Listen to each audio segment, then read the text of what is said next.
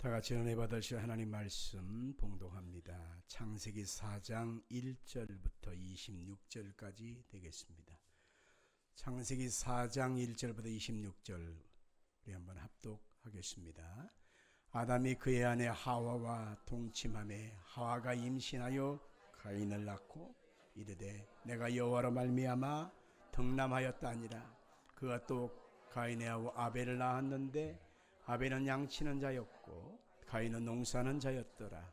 세월이 지난 후에 가인은 땅의 소산으로 제물을 삼아 여호와께 드렸고 아벨은 자기도 양의 첫 새끼와 그 기름으로 드렸더니 여호와께서 아벨과 그의 제물은 받으셨으나 가인과 그의 제물은 받지 아니하신지라. 가인이 몹시 분하여 안색이 변하니 여호와께서 가인에게 이르시되 내가 분하여 함은 어찌 됨이며 안색이 변하면 어찌 됨이냐. 내가 선을 행하면 어찌 낯을 들지 못하겠느냐. 선을 행하지 아니하면 죄가 문에 엎드려져 있느니라. 죄가 너를 원하나 너는 죄를 다스릴지니라. 가인이 그의 아우 아벨에게 말하고 그들이 들에 있을 때에 가인이 그의 아우 아벨을 쳐 죽이니라. 여호와께서 가인에게 이르시되 내 아우 아벨이 어디 있느냐. 그가 이르되 내가 알지 못하나이다. 내가 제 아우를 지키는 자니까. 이르시되 네가 무엇을 하였느냐. 내 아우의 핏소리가 땅에서 내게 호소하느니라. 땅이 그 입을 벌려 내 손에서부터 내 아우의 피를 받았은즉 네가 땅에서 저주를 받으리니 네가 밭을 갈아도 땅이 다시는 그 효력을 내게 주지 아니할 것이요 너는 땅에서 피하며 유리하는 자가 되리라. 가인이 여호와께 가르되 내 죄벌이 지기가 너무 무거우니이다. 주께서 내 지면에서 나를 쫓아내시온즉 내가 주의 낯을 대하지 못하리니 내가 땅에서 피하며 유리하는 자가 될지라. 물론 나를 만나는 자마다 나를 죽이겠나이다. 여호와께서 그에게 이르시되 그렇지 아니하다. 가인을 죽이는 자는 벌을 7배나 받으리라 하시고 가인에게 표를 주사 그를 만나는 모든 사람에게 죽임을 면하게 하시리라. 가인이 여호와 앞에 떠나서 에덴 동쪽 놋 땅에 거주하더니 아내와 동침하며 그가 임신하여 에녹을 낳은지라. 가인이 성을 쌓고 그의 아들의 이름으로 성을 이름하여 에녹이라 하니라. 에녹이 이랏을 낳고 이랏은 무히야엘을 낳고 무히야엘은 무더사헬을 낳고 무더사헬은 라멕을 낳았더라.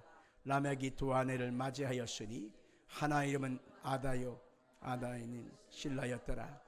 아다는 야발을 낳았으니 그는 장막에 거주하며 가축을 치는 자의 조상이 되었고 그의 아우의 이름은 유발이니 그는 수금과 퉁소를 잡는 자의 조상이 되었으며 실라는 두발가인을 낳았으니 그는 구리와 쇠로 여러 가지 기구를 만드는 자요 두발가인의 누이는 나아마였더라.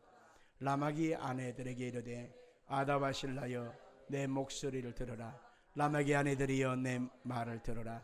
나의 상처로 말미암아 내가 사람을 죽였고 나의 상함으로 말미암아 소년을 죽였도다.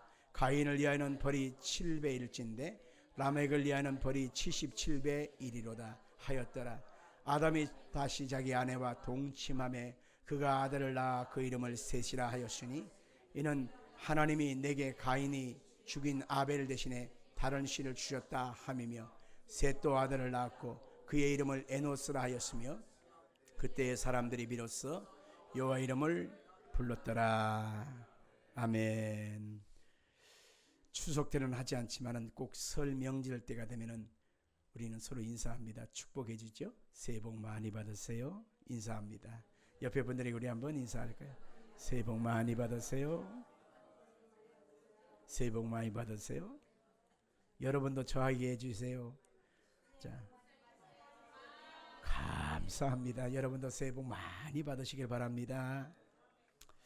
오늘 창세기 4장을 공부하는데 가인과 아벨과 셋 그리고 예수 그리스도의 죽음과 부활에 대해서 말씀을 드리고자 합니다. 우리가 지난주에 창세기 3장을 보았습니다. 3장의 대주제는 심판을 받아 마땅한 자들에게 주시는 은혜의 십자가 사건을 보았습니다. 약속의 땅으로 인도해 내시는 회복의 메시지가 창세기 3장 안에 흘러넘치는 복음이 있다는 것을 발견하게 됩니다. 이제 4장부터는 구체적으로 생명나무 과실을 먹게 된 하나님의 백성, 즉 여인의 후손의 라인과 선악과를 따먹고 하나님의 은혜 밖으로 떠나간 뱀의 후손의 모습을 우리가 살펴보게 될 것입니다.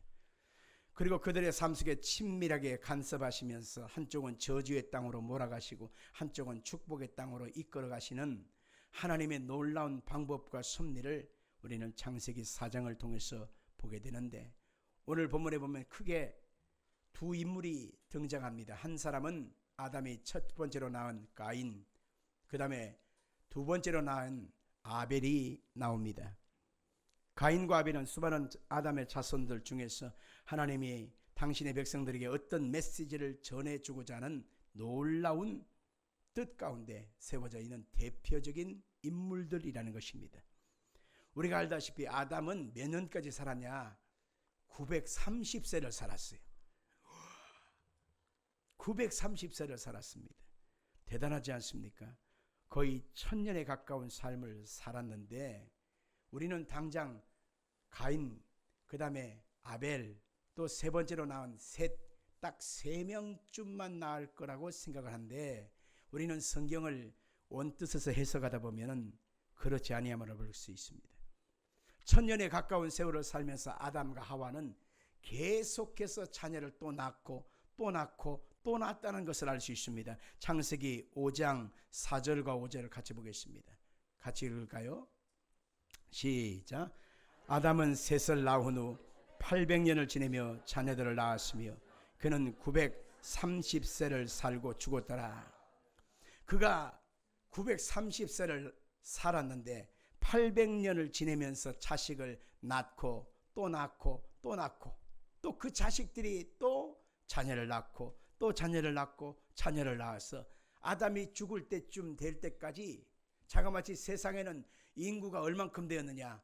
말로 할 수 없이 많았다는 것입니다. 어떤 수학자가 그때 당시의 상황을 나름대로 수학적인 판결을 가지고 계산을 해보니까 그가 아담이 있을 때쯤 10억 명쯤으로 많이 늘었을 것이다 라고 계산을 했습니다. 노아의 홍수 때는 전 세계 인구가 얼마큼 되었을 것이냐? 20억 명쯤 되었을 것이다 라고 계산을 했습니다. 실상은 오늘날 지구상의 인구가 75억쯤 되지 않습니까? 그러니 거기에 3분의 1 정도의 인구가 번성했을 것이다 라고 말하고 있습니다. 성경 오늘 우리가 읽은 창세기 5장 4절에 보니까는 아담이 800년을 지내며 자녀를 낳았으며 라고 했는데, 이 낳았다라고 하는 것은 히브리 아라드, 야라드라고 하는 말로 쓰였는데, 그 동사의 표현은 계속 아우라고 하는 표현으로 쓰였어요. 계속적으로 자녀를 낳다, 또 낳다, 또 낳다, 계속되는 현재 진행형으로 말씀하고 있는 것입니다. 그러면 가인이 오늘 14절에 보니까 하나님, 나를 만나는 자가 나를 죽이면 어떡합니까? 라고 하는 해석이 거기서 답이 나오는 것입니다. 실상은 그 당시에 아담과 하와와 가인과 아벨 네 사람밖에 없는데 또 누가 있다고 나를 죽이려고 할 게 있습니까? 라고 하는 해답이 여기서 나오는 것입니다. 아담과 하와와 가인과 아벨 네 사람만 있는 것이 아니라 거기서 나온 인구의 번성으로 말미암아 수없는 사람들이 주변에 있었다. 그래서 가인이 쫓겨난 상황에서 혹여라도 나를 죽이면 어떻게 할 것인가 라고 하는 두려움에 있었다라고 하는 것입니다. 여러분들, 여기서 우리는 아담의 후손 가운데 신앙의 대표자인 그 아벨, 불신앙의 대표자인 이 가인, 이 모습 속에서 하나님이 과연 오늘날 교회들에게 무엇을 말씀하고 있을까라고 하는 것을 해답을 찾아야만 하는 것입니다. 오늘 보면의 1절을 한번 같이 살펴볼까요? 시작. 아담이 그의 아내 하와와 동침하며 하와가 임신하여 가인을 낳고 이르되 내가 여호와로 말미암아 득남하였다 하니라. 내가 여호와로 말미암아 득남하였습니다 하고 가인을 낳고 나서 이제 하와가 말을 했습니다. 참 맞는 얘기죠. 내가 하나님의 은혜로, 하나님의 도우심으로 내가 아들을 낳았습니다. 우리가 편안하게 해석을 하지만 학자들의 그 해석의 방법이 여러 가지고, 실상은 이 해석의 방법이 더 깊은 의미를 캐치하지 못하고 있음을 알게 되는 것입니다. 히브리 원문에 보면 이 말미암아라고 하는 단어가 원문에는 없어요. 그러니까 정확하게 번역을 하면 I have got manned the road, 내가 여호와 그분을 얻었다, 이렇게 해석되어져야 하는 것입니다. 그런데 여기에서 말미암아라고 하는 프롬이라고 하는 의미가 히브리 말로 민이라고 하는 단어가 쓰여졌는데, 내가 하나님으로 말미암아 아이를 얻었다라고 번역한 것이 틀린 것입니다. 내가 하나님 이 아이를 낳았습니다. 그런데 이 아이가 여호와입니다 라고 하는 말로 해석되어져야 되는 거예요. 자기 아들 가인 첫 번째 아들을 낳고 나서 하나님 내가 아들을 낳았습니다. 그런데 이 아들은 하나님입니다. 굉장히 이상한 논리가 형성되지 않습니까? 왜 그러냐면은 창세기 3장 15절에 보니까 하나님께서 첫 번째 복음을 우리 가운데 알려주잖아요. 아담과 하와가 하나님께 타락을 하고 말았지만은 하나님은 또 다른 구원의 역사를 이루게 해요. 내가 여자의 후손으로 뱀의 머리를 깨뜨릴 것이고, 이 뱀의 머리는 사탄이거든요. 여자의 후손은 누구냐? 예수님이거든요. 예수님이 사탄의 머리를 깨뜨릴 것이고, 사탄은 예수님의 발꿈치를 상하게 할 것이다. 십자가의 죽음을 얘기하는 거거든요. 네가 아무리 그렇게 했지만 여자의 후손으로 오신 예수님이 너의 머리를 깨뜨릴 것이다. 너는 십자가로 예수님을 죽이게 되지만 예수님은 우리에게 구원과 생명이 되어 주실 것이다 라고 하는 사실을 창세기 3장 15절에 말씀한 것이지요. 그런데 그 여자의 후손으로 오실 자가 바로 누구냐? 하와는 자기에게서 난 첫 번째 아들 가인이라고 해석을 한 것입니다. 내가 아들을 낳았습니다. 근데 이 아들은 여호와입니다. 하나님의 약속을 이룰 자입니다. 이렇게 해석을 했던 것입니다. 이것은 굉장히 어리석은 해석인 것입니다. 우리가 알듯이 아담과 하와는 타락을 했고요. 그의 첫 번째 아들 가인도 하나님 앞에 타락되어진 존재입니다. 모든 사람은 죄에 빠져 사망에 이르고 그 사망의 끝에는 심판이 있다고 성경이 말하기 때문에 아담도 하와도 첫 번째 아들 가인도 우리의 구원이 될 수가 없는 것입니다. 성경 그대로 여자의 후손은 누구요? 예수님이신 것이죠. 예수님 그분이 우리 가운데 구원으로 오실 것을 성경에서 말씀하고 있는 것입니다. 자, 여자의 후손의 그 대표적인 그 예로 하나님은 누구를 선택했냐? 가인을 선택한 것이 아니고 아벨을 선택한 것입니다. 하나님이 아벨이라고 하는 자격 없는 사람을 통해서 하나님의 뜻을 이루시기 위하여, 하나님의 선함을 이루시기 위하여 역사해 주신 것입니다. 우리가 알고 있는 사실 그대로 가인도 하나님 앞에 제사하고 아벨도 하나님께 제사했어요. 누구 것이 연락됐습니까? 가인입니까? 아벨입니까? 아벨 것을 하나님이 연락해 주었습니다. 그러니까 화가 나서 분하여서 가인이 자기 동생 아벨을 때려 죽였다고 했습니다. 그럴 때 우리는 해석을 일반적으로 할 때에 아벨의 제사는 양을 잡고 피를 흘렸기 때문에 피의 제사니까 하나님 받으셨다. 가인은 피의 제사가 아니기 때문에 하나님 받지 않으셨다. 우리는 그런 식으로 우리는 늘 해석했습니다. 그러나 그것보다 더 깊은 의미로 우리가 성경에서 해석되어질 수 있음을 보아야 하는 것입니다. 피조물된 우리들, 특별히 죄인된 후손들은 어떠한 공로와 어떤 능력과 어떤 규모와 어떤 선함을 가지고 하나님께 제물을 가지고 나갈지라도 그 예물 그 자체는 하나님께 연락될 수가 없다는 것입니다. 우리의 공로, 예씀, 수고를 통해서 하나님이 인정받으실 만한, 인정하실 만한 구원의 역사를 이룰 수 있나요? 구원을 이룰 수 없다는 사실을 하나님은 아벨을 통해서 인정하신 것입니다. 그러면 아벨이 하나님이 기뻐하시는 제사를 드릴 수 있었던 근거가 뭐냐?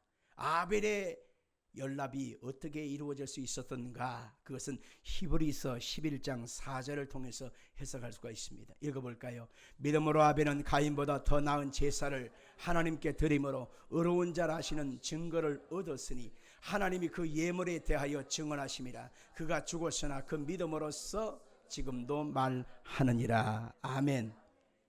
하나님께서 아벨을 가리켜서 지금 뭐라고 말합니까? 의인이라고 말하는 것입니다. 의인이 된 것은 자기의 행위와 노력과 예수님의 수고와 대가가 아니라 믿음 때문이라는 것입니다. 그래서 성경에서 구원은 인간에게서 난 것이 아니라 하나님의 은혜로 주어지는 선물이라고 말하고 있습니다. 우리가 같이 한번 읽을까요? 구원은 하나님의 선물이라. 에베소서 2장 8절을 같이 읽겠습니다. 너희는 그 은혜에 의하여 믿음으로 말미암아 구원을 받았으니 이것은 너희에게서 난 것이 아니요 하나님의 선물이라. 아벨은 하나님이 주신 믿음으로써 하나님 앞에 구원 얻은 것에 대한 감사로 그가 양을 잡고 피를 흘리고 기름을 가지고 하나님께 나가서 예배했던 것입니다. 그런데 가인은 하나님 앞에 내가 은혜로 구원받은 사실에 대해서 전혀 무감각합니다. 그러니 자기의 노력의 대가로 얻어진 농산물을 가지고 하나님께 나아갔던 것입니다. 아무래도 이것도 저것도 이것도 많이 갖고 가면 좋아하시겠지? 좀 비리비리한 것보다는 좀 쭉쭉 빠지고 좀 괜찮은 싱싱한 거 갖고 가면 하나님이 받으시겠지? 우리는 그렇게 생각하지 않습니까? 아벨 대신에 가인도 그렇게 생각할 수 있었을 것입니다. 그러나 하나님 앞에 은혜로 구원받은 사실에 대해서 전혀 무감각한 이 가인의 제사는 하나님이 받으실 수가 없는 것입니다. 아벨은 하나님 주신 믿음으로써 하나님이 기뻐하시는 제사를 드릴 수 있었던 것이니 그 제물이 특별해서 뭔가 달라서 남들보다 행위가 뚜렷해서 드린 것이 아닌 것입니다. 요한일서 3장 12절에 보니까 이것을 강조하고 있습니다. 가인같이 하지 말라. 그는 악한 자에게 속하여 그 아우를 죽였으니 어떤 이유로 죽였느냐. 자기의 행위는 악하고 그의 아우의 행위는 의로움이라. 자, 여기서 속하였단 말을 쓰고 있는데요. 가인은 누구한테 속했어요? 보여주세요. 악한 자에게 속하였다 이렇게 말하고 있습니다. 그런데 아벨은 누구한테 속했냐? 하나님께 선한 자에게 속한 것입니다. 그래서 자기의 연락되지 아니한 거로 동생을 죽였다는 것입니다. 그래서 성경의 평가는 그 가인의 행위는 악하고 아벨의 행위는 의로운 것이다 라고 말하는 것입니다. 우리가 하나님 앞에서 연약하고 부족하지만 예수 그리스도의 십자가의 피뿌림과 그 은혜를 의지하고 믿음으로 하나님께 나아가는 순간에 우리가 연약하고 부족하고 내세울 곳 없고 부끄러운 것이 많고 감추고 싶은 나의 치부 약점이 많다 할지라도 하나님이 우리의 의가 되시는 예수 그리스도 이름으로 나아가면 하나님이 우리를 기뻐 받으신다는 사실을 믿길 바랍니다. 우리는 성경에서 하나님께 연락된 자들을 가리켜서 남은 자라고 하는 표현을 썼음을 봅니다. 같이 볼까요? 남은 자. 성경 이사야 10장 20절 이하를 보면 남은 자에 대해서 이렇게 설명합니다. 읽어봅시다. 그날에 이스라엘의 남은 자와 야곱 족속의 피난한 자들이 다시는 자기를 친자를 의지하지 아니하고 이스라엘의 거룩하신 이 여호와를 진실하게 의지하리니 남은 자 곧 야곱의 남은 자가 능하신 하나님께로 돌아올 것이라. 이스라엘이여 내 백성이 바다의 모래 같을지라도 남은 자만 돌아오리니 너희는 공의로 파멸이 작정되었습니다. 이미 작정된 파멸을 주 만군의 여호와께서 온 세계 중에 끝까지 행하시리라. 아멘. 하나님의 저주를 받고 동쪽인 그 저주의 땅으로 쫓겨난 그 가인과 그의 백성들, 솔직히 말하면 그들은 의가 돼서 하나님 앞에 설 수가 없습니다. 그 모든 사람이 다 죄를 범하였기 때문에 한 사람도 구원의 자격을 얻은 자는 없는 것입니다.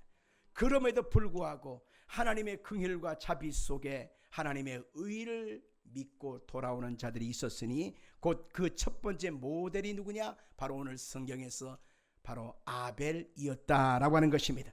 자격 없습니다. 내가 행한 능력도 의도 내세울 만한 선한 행위도 아무것도 없습니다. 그러나 아벨은 하나님의 용서, 하나님의 의를 믿고 돌아왔다는 것입니다. 그래서 하나님이 아벨 것은 연락하신 것입니다. 가인은 농사를 짓는 자라고 성경에 표현하니까 그 사람은 아바드, 땅을 섬기는 자, 땅의 노예가 되는 자, 땅에 취해 사는 자라고 말하는 것입니다. 당장의 현실적인 땅의 소산물, 땅에 적용되어서 땅에 흠치하고 살아가는 그 재미에 푹 빠진 가인, 그의 후손들은 하나님께서 보실 때 의롭게 여길 만한 구석이 하나도 없었어요. 그러나 똑같은 종자였지만 아벨은 하늘의 의와 하늘의 은혜와 하나님의 특별한 사랑을 믿고 바라보고 돌아온 것입니다. 하나님의 긍휼과 자비가 있던 그 자리에 온 것입니다. 그랬을 때 하나님은 아벨을 가리켜서 하나님의 남은 자로 인정하시고 하늘의 생명나무 과실을 먹게 만들어 주신 것입니다. 성경에서 강조하는 이 남은 자 사상, 그것은 바로 무엇이냐? 인간 쪽에서 기대하고 내놓는 장자들을 모두 물리치고 기대치 않았던 사람들을 남겨두셔서 이스라엘 백성들을 구원하시고 출애굽시켜 주었지 않습니까? 마찬가지로 하나님께서 자격 없는 그 아벨, 그 사람을 하나님이 택하셔서 그 사람이 하나님의 구원의 역사를 믿고 돌아오는 순간 하나님이 그를 의로 여겨주신 것입니다. 성경에서 아벨이라고 하는 사람을 그 이름을 한번 살펴볼 수 있어요. 아벨이란 이름은 nothingness, 죽음, 없음, 무, 이런 뜻이에요. vanity, 똑같은 의미가 있습니다. 아벨 그 자체의 이름, 그 사람의 이름은 아무것도 내세울 만한 존재감이 없는 사람이었어요. 그 사람이 내세울 만한 인물, 그 사람이 내세울 만한 학력, 그 사람이 내세울 만한 배경, 그 사람이 갖고 있는 만한 모든 것 아무것도 없었다는 것입니다. 그 사람의 이름이 누구요? 아벨이었습니다. 그런데 그 아벨을 하나님이 인정하시고 연락해 주셨다라고 하는 것입니다. 이처럼 하나님은 아무것도 없고 자격 없어도 하나님이 인정하실 만한 그 믿음, 하나님이 인정하신 의와 긍휼을 소망하고 나오는 사람에게 하나님은 남은 자로 여겨 주신다는 것입니다. 아브라함의 자손 중에 보면 특별히 두 아들을 대표하잖아요. 첫 번째 낳은 아들이 이스마엘, 두 번째 낳은 아들이 이삭이었습니다. 그런데 이스마엘은 하나님이 육신의 아들로 인정하셔서 버리시죠. 그러나 이삭은 약속의 아들로 인정하셔서 하나님이 이삭을 통해서 하나님의 나라, 여자의 후손을 만들어가는 그 계보로 이삭을 들어 쓰신 것입니다. 이삭도요, 두 아들이 있었습니다. 큰 아들의 이름이 누구요? 큰 아들의 이름이 에서죠. 작은 아들의 이름은 야곱이었습니다. 그런데 한 뱃속에 나왔지만 하나님이 에서를 하나님이 땅에 속한 사람으로 보시고 버리십니다. 그러나 자격 없었던 야곱, 속이는 자, 움치는 자, 어떻게 보면 유약하게 그지없는 야곱을 하나님이 택하셔서 예수 그리스도의 역사를 이루는 남은 자의 뿌리로 하나님이 쓰신 것을 보게 됩니다. 야곱도 자식을 낳았는데 아들만 12명을 낳았잖아요. 그죠? 12지파를 형성하게 되는데 그 중에서 큰아들 장자로 태어난 사람이 루벤이라고 하는 아들이었습니다. 그런데 그 루벤이 해서는 안 될 짓을 합니다. 자기가 그 아버지가 부인이 넷이 있었어요. 그 당시에는 그 당시의 문화니까. 그런데 이 4명의 부인 중에 네 번째 부인, 그러니까 새어머니가, 작은 어머니가 누구냐면 빌하라고 하는 작은 어머니였어요. 그런데 루벤이라고 하는 큰아들이 그 빌하라고 하는 그 네 번째 엄마가 자기 나이 또래와 비슷했던 거예요. 그래갖고 그 어머니를 범합니다. 그래서 그것을 알게 된 그 아버지 야곱이 그 장자에 마땅한 자격이 있음에도 불구하고 그를 제껴버리고 자격이 없었던 11번째에 누구도 기대하지 않았던 아들 요셉에게 하나님의 역사를 이루어가고 요셉을 하나님께서 장자라고 인정해 준 것이 성경에 명백히 기록되어 있습니다. 역대상 5장 1절 이하입니다. 읽습니다. 이스라엘의 장자 루벤의 아들들은 이러하니라. 루벤은 장자라도 그의 아버지의 침상을 더럽혔으므로 장자의 명분이 이스라엘의 아들 요셉의 자손에게로 돌아가서 족보의 장자의 명분대로 기록되지 못하였느니라. 유다는 형제보다 뛰어나고 주권자가 유다에게서 났으나 장자의 명분은 누구한테 있다? 누구한테요? 요셉에게 있다. 하나님의 역사와 하나님의 움직이심을 여기서 볼 수 있어야 합니다. 많은 성도들이 하나님 앞에서 자기의 위치, 자기의 교회 생활 경력, 내가서 교회에서 받은 직분, 그것에 대한 나름대로의 자긍심을 가진 필요가 있어요. 근데 그것 자체가 하나님 앞에 의의가 되어지고 그것 자체가 하나님 앞에 설 수 있는 구원의 조건인 것처럼 착각하면 안 되는 것입니다. 하나님은 바로 아무런 자격 없다 할지라도 바로 하나님의 계획되어진 그 여자의 후손을 통해서 이루어 가시는 하나님의 역사가 자격 없었던 요셉을 통해서 하나님의 장자의 명분을 이루게 하시는 것처럼 바로 그렇게 이루어가는 것입니다. 요셉은 어떻습니까? 요셉은 두 아들이 있는데 큰 아들은 므낫세요, 작은 아들은 에브라임입니다. 돌아가실 때쯤 된 그 아버지 야곱에게 손자들을 내어놓고 아버지 얘가 므낫세의 큰 아들이에요, 얘가 작은 아들 에브라임이에요, 안수기도 해주세요. 그러면 큰 아들한테는 오른손이 올라가고 작은 아들한테는 왼손이 올라가거든요. 그런데 어긋 올립니다. 작은 애한테 오른손을, 큰 애한테는 왼손을. 아버지 애가 큰 아들이니까 오른손을 올려야 된다니까요. 나도 한다 하더라. 나도 한다 하더라. 그런데 하나님이 이렇게 하는데 어떡하냐? 자기 자신도 자격 없었던 사람인데 하나님을 의지하는 그 믿음을 보시고 나를 자격 없던 자에서 자격 있는 자로 세워주신 것처럼 하나님의 역사가 므낫세 큰 아들에게 흐르지 않고 작은 아들 에브라임한테 장자의 명분을 이어가게 하신 그 역사가 성경에 말하고 있습니다. 다윗은 어떻습니까? 다윗은 8아들이 있는 그 8형제 중에 다윗은 8번째 아들입니다. 큰 아들부터 시작해서 작은 아들, 그 다음에 7번째까지는 대단해요. 그런데 마지막 8번째인 다윗은 유약하고 어린애였습니다. 전쟁터에 아버지 심부름으로 도시락이나 갖다 줄 정도로 그는 연약한 자였습니다. 누가 기대할 만한 사람이 아니었어요.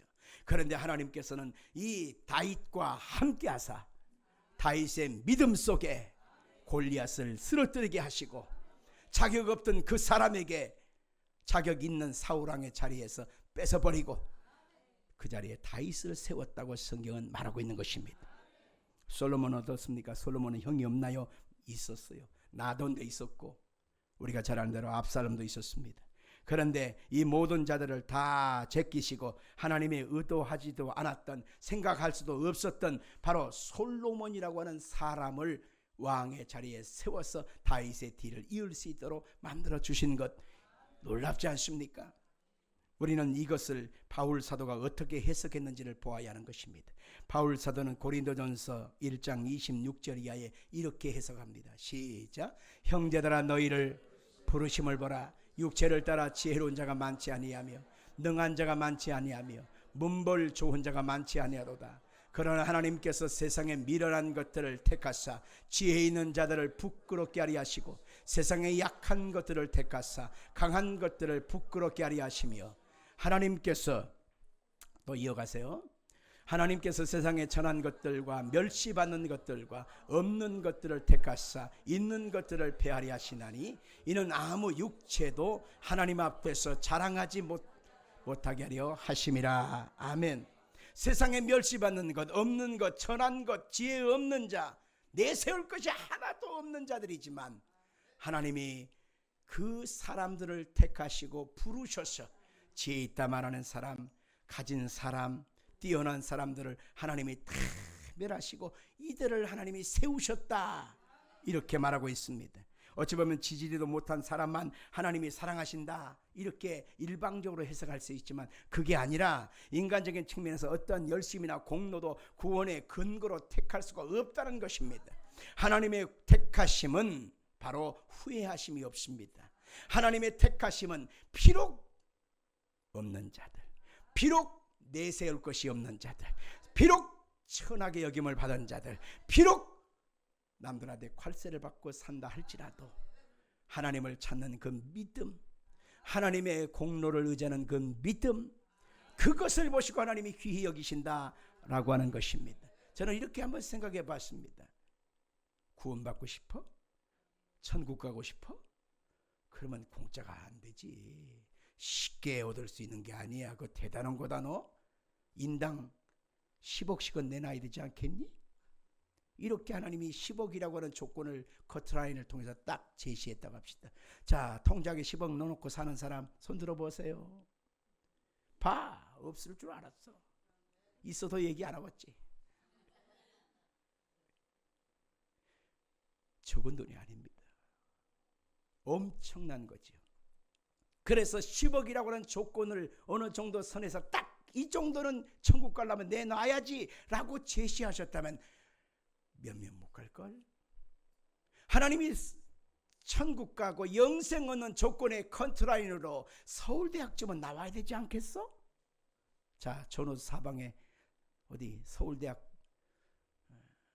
구경이나 혹은 사람이나 보십시오. 내가 알기로는 글쎄 눈에 띄지 않는 것 같아요. 세상의 조건을 가지고 사람들은 평가합니다. 어느 정도는 나와야지, 어느 정도는 가져야지, 어느 정도는 생겨야지, 어느 정도 집안이 돼야지, 어느 정도 꼴이 돼야지, 그래야 취급해 줄 수 있어, 같이 놀아줄 수 있어. 이게 세상의 논리입니다. 그런데 하나님의 구원의 조건은 그 모든 논리와 기준을 다 깨부셔버려요. 누가 보더라도 인정될 만한 아무런 조건이 없다 할지라도 바로 우리 주 예수 그리스도의 십자가 피 흘리심의 은혜와 공로가 그 속에 믿어지는 그 믿음만 있다면 하나님의 구원과 하나님의 사랑과 하나님의 은총이 있다는 것, 여러분, 그것이 바로 복음이라는 것입니다. 같이 합시다. 주님의 은혜 때문에 하나님께 설 수 있다. 아멘 하십시다. 그분이 누굴까요? 우리 주 예수 그리스도이신 것입니다. 그분은 흠없고 점없는 하나님의 아들이신데 그분이 육체의 모습을 입고 이 땅에 오셔서 사람들에게 받으신 고통의 모습, 그것을 우리가 상상이라 할 수 있겠습니까? 깨어진 그 예수의 몸과 그 흔적들을 보면 가시멸관을 쓰시고 양손 양발에 대못을 박히시고 그 몸에 그 창을 찔러서 물과 피를 쏟아내셨습니다. 그러고 나서 우리의 죄값을 청산하실 때 온 몸은 얼그러지고 깨어지고 으깨어졌습니다. 처절하게 버림을 당한 모습이었습니다. 누구도 예수님이 하나님의 아들이라고 인정될 만한 것이 없었음에도 하나님의 아들 예수 그리스도의 십자가의 죽으심은 여러분과 저의 모든 죄를 대속하시는 하나님의 놀라운 사랑이요 은혜라고 성경은 말하고 있는 것입니다. 아벨이 어떻게 예수 그리스도의 계시를 상징하고 있는지, 아벨이 어떻게 해서 복음 안에서 살았는지를 살펴볼 수 있어야 하는 것입니다. 아벨이라고 하는 이름은 온 히브리 말로 하벨이라고 하는 말에 쓰였어요. 그 뜻은 nothing, vanity 이런 말입니다. 아까 말한 대로 버려진 자, 죽은 자, 없는 자, 누구도 그 가치를 인정할 수 없는 그런 사람이 아벨이었습니다. 그런데 성경에 보니까 이사야는 아벨의 모습을 가리켜서 예수 그리스도였다고 말하고 있습니다. 성경으로 한번 볼까요? 이사야 53장 2절로 3절입니다. 우리 같이 읽을까요? 그는 주 앞에서 자라나기를 연한 순 같고 마른 땅에서 나온 뿌리 같았어. 고운 모양도 없고 풍채도 없은즉 우리가 보기에 흠만을 만한 아름다운 것이 없도다. 그는 멸시를 받아 사람들에게 버림받았으며 간고를 많이 겪었으며 질고를 아는 자라. 마치 사람들이 그에게서 얼굴을 가리는 것 같이 멸시를 당하였고 우리도 그를 귀히 여기지 아니하였도다. 아멘. 예수 그리스도의 모습, 그것은 곧 아벨의 모습이었고 아벨의 그 모습은 곧 예수 그리스도의 십자가의 모습이었습니다. 누구도 기대할 만한 근거가 없었습니다. 그런데 예수 그리스도의 십자가 사건을 마음에 믿고 그 십자가의 은혜로 내가 하나님 앞에 죄사함 받아 하나님의 자녀가 되었다고 하는 사실을 입술로 고백하는 자에게 하나님의 구원이 있다는 것입니다. 그게 바로 믿음이라는 것입니다. 가인은 어떤 사람입니까? 가인은 자신이 드리는 제사 행위가, 이 제물이 세상의 어떤 사람보다 내가 훌륭해 라고 생각했었습니다. 세상의 것들로 하나님을 기쁘시게 해 드릴 수 있다고 생각했었습니다. 내가 이렇게 하나님 앞에서 귀한 선물을 드리는 거, 그게 뭐가 나빠? 나름대로 그 최선을 다하는 거니까 대단하지 않아? 나의 봉사, 나의 섬김, 나의 헌신 대단하지 않아? 여러분 그렇게 말할 수 있습니다. 안 하는 것보다 낫겠죠. 그러나 그것은 우리의 행위는 하나님 앞에 구원의 이유가 될 수가 없다라는 것입니다. 우리의 예씀과 수고의 대가가 하나님 앞에 의가 될 수가 없다라고 하는 것입니다. 사람들은 자신의 행위를 의지해서 하나님께 나아가려 합니다. 그래서 그들은 자신의 죄를 지적하는 예수님을 향하여 곱게 볼 수가 없었어요. 그래서 예수님을 미워하고 핍박하고 곧 예수님을 죽여버릴 수밖에 없었습니다. 여러분들 마치 자신의 행위가 뛰어나고 이 정도만 하면 신앙생활 잘하는 것으로 착각하고 있었는데, 너 그렇게 해서 구원받는 게 아니야. 예수님을 믿어야 구원받는 거야. 예수님을 믿어야 구원받는 거야 라고 할 때, 그러면 내가 한 봉사의 경력과 내가 헌신한 흔적들은 인정을 못 받는 거잖아요. 그래서 사람들은 그것을 좋게 볼 수가 없습니다. 그래서 그렇게 말하는 사람들을 향하여 욕을 하고 대받아치고 미워하게 되고 결국 시기할 수밖에 없습니다. 누가복음 18장 9절 이하를 보면 예수님이 지금 하시는 내용을 그대로 담고 있습니다. 읽어볼까요? 또 자기를 의롭다고 믿고 다른 사람을 멸시하는 자들에게 이 비유로 말씀하시되, 두 사람이 기도하러 성전에 오러가니 하나는 바리새인이요 하나는 세리라. 바리새인은 서서 따로 기도하여 이르되, 하나님이여 나는 다른 사람들 곧 토색, 불의, 간음을 하는 자들과 같이 아니하고 이 세리와도 같이 아니함을 감사하나이다. 나는 일해에 2번씩 금식하고 또 소득의 11조를 드리나이다 하고, 세리는 멀리 서서 감히 눈을 들어 하늘을 쳐다보지도 못하고 다만 가슴을 치며 이르되, 하나님이여 불쌍히 여기소서 나는 죄인이로소이다 하니라. 저 바리새인이 아니고 이 사람이 의롭다 하심을 받고 그의 집으로 내려갔느니라. 무릇 자기를 높이는 자는 낮아지고 자기를 낮추는 자는 높아지리라 하시니라. 바리새인들의 그 열심을 한번 볼 수 있어야 합니다. 겉으로는 드러나는 삶 속에 토색하지 않았습니다. 불의하지 않았습니다. 간음하지 않았습니다. 내가 사기친 적이 없습니다. 일주일에 2번씩 금식합니다. 나는 11절을 한 번도 빼먹지 않고 열심히 드립니다. 나 정도만 해도 괜찮지 않아요? 라고 말하는 그런 사람들입니다.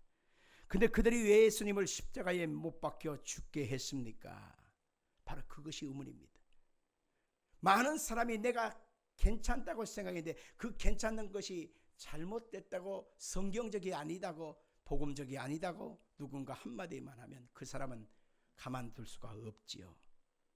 나를 왜 보고 죄인이라 하느냐 라고 말할 때 자존심도 상하고 내가 했던 공로를 인정해 주지 않으니까 기분도 나쁘고, 바로 그래요. 시험 잘 드는 사람은요, 교회 와서 헌신하는 사람은 헌신 안 하는 사람보다 헌신 많이 한 사람이 시험을 잘 들어요. 봉사 안 하는 사람은 시험도 안 들어요. 봉사 많이 한 사람이 시험을 잘 들어요. 왜? 나의 공로를 인정해 달라는 거죠. 인정받고 싶다는 거예요. 근데 그 봉사의 그것을 인정해 주지 아니하면 기분 나쁜 거예요. 이런 일 있잖아요. 어떤 여성도님이 목사님한테 넥타이를 선물했어요. 넥타이를. 그러면 목사님이 아유 고마워요. 내가 꼭 맺게요. 그런데 그 다음 주일날 교회 갔는데 내가 선물한 넥타이를 맸나 쳐다보는데 깜빡이고 목사님이 안 맸어요. 딴 걸 메고 온 거야. 그러니까 설교 내내 기분 나쁜 거야. 도대체 내 성의를 뭘로 보는 거야? 도대체 내 그 수고를 왜 적게 인정해 주자는 거야? 한번 매는 게 그게 뭐 대단한 거라고. 한 번만 매주지. 그래갖고 그냥 기대하고 왔는데 넥타이를 엉뚱엉뚱 매고 오니까 기분이 나빠서 설교가 눈에 귀에 들려오지도 않고 예배 시간 내내 짜증 신경질이 확 나고 기분 막 잡치는 거예요. 끝나고 나면 이제 목사님이 입구에 서가지고 아유 반갑습니다. 축복합니다. 힘내세요. 이렇게 인사를 하잖아요. 근데 목사님이 이제 내가 딱 하니까 아유 반가워요. 그런데 목사님이 손을 내미자마자 탁 쳐버렸어. 흥! 하고 가버렸어. 근데 목사님은 빨리 캐치해야 되는데 왜 저러지? 이쪽 목사님이 좀 늦었나 봐. 내 공로를 인정해 줘야 되는데 인정 안 하니까 흥 하고 그냥 손바닥을 치지도 않고 그냥 가버렸는데 목사님이 왜 저러지 하고 마음에서 가만히 생각하다가 책상 옆에다가 딱 갖다 놓고 풀어보지도 않았던 그 넥타이가 딱 눈에 띈 거야. 아하, 요거 때문이네. 그래 목사님이 따로 신방 가서 그냥 아주 그냥 달렸대잖아요. 선물 하나 사갖고 가서 그냥 넥타이 한번 매면 끝날 것을 그냥 선물까지 갖고 갖다 바치면서 그냥 달라이라고 혼냈다지 않습니까? 그게 어찌 보면 인간의 연약함일 수 있습니다. 그러나 우리의 의는 봉사와 예씀과 수고와 나의 노력, 그것에 대한 인정받는 것이 우리의 믿음의 결과가 아닌 것입니다. 우리의 믿음은 바로 예수 그리스도를 믿는, 십자가의 피뿌림과 대속의 은혜를 믿는, 예수님 때문에 내가 산다, 예수님 때문에 내가 존재한다, 예수님 때문에 내가 하나님의 사랑을 입고 예수님 때문에 내가 영생을 얻는다, 내가 예수님 때문에 오늘도 하나님의 긍휼과 은총 속에 산다라고 하는 사실을 믿고 시인하는 것, 그것이 바로 성경에서 말하는 바른 믿음이라고 하는 것입니다. 바리새인들은 자기의 행위를 우습게 여기고 무시하는 예수님이 죽이고 싶도록 미웠습니다. 그래서 그들은 예수님을 죽이라 하고 마음에 일치 단결할 수가 있었던 것입니다. 창세기 4장 5절을 한번 같이 읽겠습니다. 시작. 가인과 그의 제물은 받지 아니하신지라. 가인이 몹시 분하여 안색이 변하니. 믿음으로 예배하고 믿음으로 하나님께 나아갔던 아벨 것은 받고 정성을 다한 내 것을 거부하니 기분이 나빴다 이거죠. 그래서 가인이 심히 분하여 안색이 변하여서 동생을 돌로 때려 죽여버렸다라고 하는 것이 창세기 4장의 해석인 것입니다. 하나님 백성은 이렇게 세상의 것을 가지고 하나님을 기쁘시게 하려고 하는 것보다는 바로 예수 그리스도를 믿는 믿음의 본질적인 가치를 잊어서는 안 되는 것입니다. 히브리 12장 24절에 새 언약의 중보자이신 예수와 및 아벨의 피보다 더 나은 것을 말하는 뿌린 피니라. 아벨의 피는 그림자였고 샘플링한 것이었어요. 그러나 아벨의 피보다 더 나은 피, 누구의 피예요? 예수의 피. 그래서 오늘 여러분과 저는 매 순간마다 나의 죄를 씻기는 예수의 피밖에 없네라고 하는 찬송이 멈춰서는 안 되는 것입니다. 나의 죄를 씻기는 예수의 피밖에 없네라고 하는 찬송을 다른 어떤 것과 우리는 비교하거나 그 어떤 것을 더 높여드리는 어리석은 우를 범치 말아야만 하는 것입니다. 결론 부분을 말하겠습니다. 오늘 본문에는 예수 그리스도의 부활을 말하고 있다는 것입니다. 아멘 할까요? 창세기 4장 25절을 읽겠습니다. 아담이 다시 자기 아내와 동침하매 그가 아들을 낳아 그의 이름을 셋이라 하였으니 이는 하나님이 내게 가인이 죽인 아벨 대신에 다른 씨를 주셨다 함이며, 여기에 대신이라고 하는 말을 보아야 합니다. 가인이 죽인 아벨 대신에 주신 다른 씨, 대신이라고 하는 말은 쉿, 두다, 임명하다라는 뜻입니다. 그러니까 하나님이 죽인 두 번째 아들 그 아벨 대신에 셋째 아들, 세 번째 아들 셋이라고 하는 아들을 주셨는데, 이 셋째 아들 셋이 무엇을 상징하느냐를 봐야 할 줄 알합니다. 가인은 살인자였습니다. 죽임을 허락한 자지요. 아벨은 죽임을 당한 모습입니다. 예수 그리스도를 상징하는 것입니다. 자기의 행위에 의의를 내세우는 자가 하나님을 믿는 믿음의 사람을 시기하고 질투하여 죽여버린 거예요. 하나님의 믿음과 하나님의 은혜를 전했던, 사랑과 긍휼을 전했던 예수 그리스도를 사람들이 미워해서 죽였습니다. 그런데 미움의 대가로 죽임을 당했습니다. 그러나 그것으로 끝나버렸다면 하나님의 역사가 끝난 거예요. 그런데 하나님의 역사는 바로 셋이라고 하는 세 번째 아들을 다시 낳게 하심으로 하나님의 나라는 다시 이어져 간다라고 하는 것입니다. 셋이라고 하는 그 이름 그 자체로 하나님이 대신하여 임명하여 주신 그 사람, 여자의 후손이라고 하는 그 후손의 대를 이어야 될 대신할 사람으로 셋을 주셨던 것처럼 예수 그리스도의 십자가 사건으로 하나님의 역사가 중단된 것이 아니라 예수 그리스도의 나라가 부활로서 다시 회복되어진 사건을 셋을 통해서 우리가 보아야 하는 것입니다. 자, 성도 여러분들, 하나님의 나라는 멈추지 않습니다. 하나님의 나라는 묵묵히 그 어떤 제도나 국가나 법률과 어떤 특정한 사람이 괴롭히고 막아서고 혼돈케 할지라도 하나님의 역사는 중단되지 않습니다. 멈추지 않습니다. 하나님이 그 역사는 오늘도 처절한 능력과 권능으로 성령의 역사를 통해서 오늘도 이루어져가는 부활의 역사가 있다는 사실을 믿기를 바랍니다. 부활의 생명 속에 들어와 있는 성도들을 향하여 우리 예수님께서 다시 오시겠다. 부활의 은혜 속에 있는 성도들을 타시고 다시 데리고 가시겠다. 하늘나라 영생을 향하여 너희들을 데리고 가시겠다고 약속하고 있습니다. 이제 명절 기간을 시작하게 되는데